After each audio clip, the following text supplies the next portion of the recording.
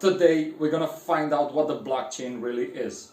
I know it sounds boring and complicated, but I'll try to keep it as fun and as easy as it gets. What is up everyone, this is Val from Broke to Hero. Now we're gonna discuss everything that there is to be known about the blockchain network.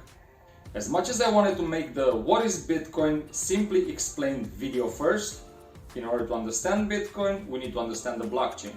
You can find a video explaining exactly what Bitcoin really is, explained in super easy terms in the description down below. Now, let's jump right into it.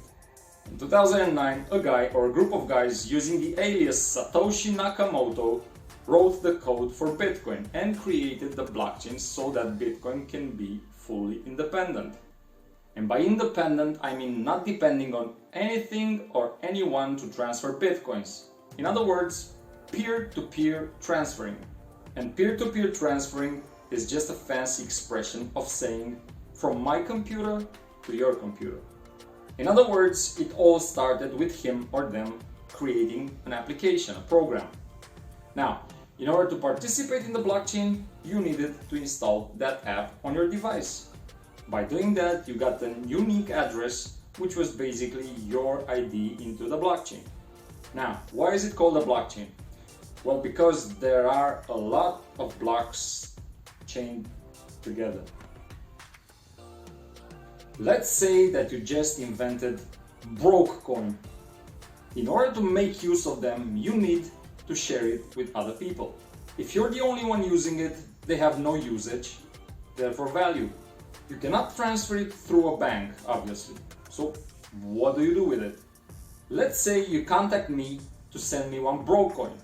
Thank you very much. I'll install the blockchain app that you've created in order to get my wallet or my ID. I copy-paste my randomly generated address, which looks like this, and send it to you. Now, you copy-paste the address that I've just sent you, set the amount, and press send. Congratulations, you've just sent me one BRKCN, which is just a fancy word that I've given to Brocoin. When we've both installed the blockchain app that you've created, we both got a file that keeps track of all transactions. So when you've sent me one coin, your file has -1 sent to my address, and my file has +1 sent from your address. Now, you choose to send one coin to Elon Musk. Don't do it, he's rich anyway. After transferring it, your storage file will have -1 sent to me and -1 sent to Mr. Musk. The magic thing happens now, when both myself and Elon share the same files that you do on our computers. So the files balance out all the coins into the network and make sure that all our transactions match.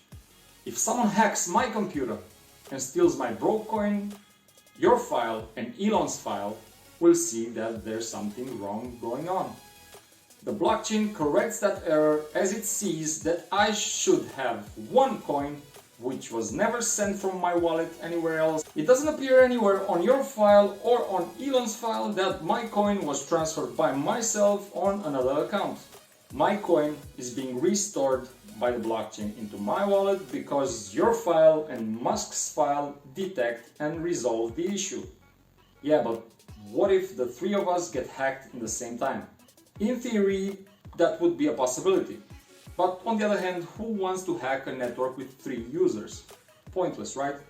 Now let's imagine that people get interested in Brocoin and want to buy it. In order to buy it, they need to install your app so that they can receive the coin.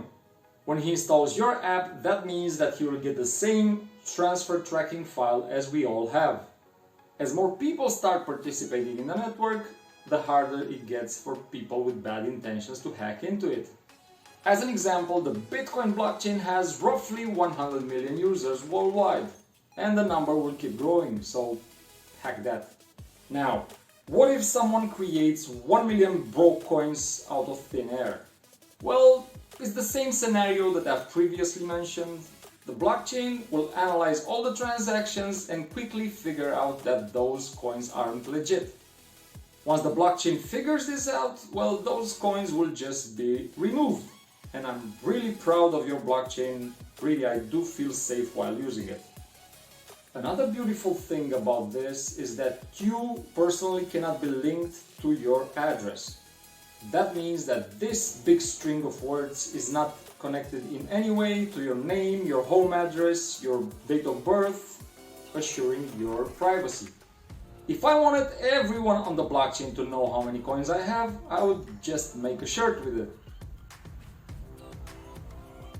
All in all, blockchain helps people around the world transfer coins without needing a central authority. Stop right there.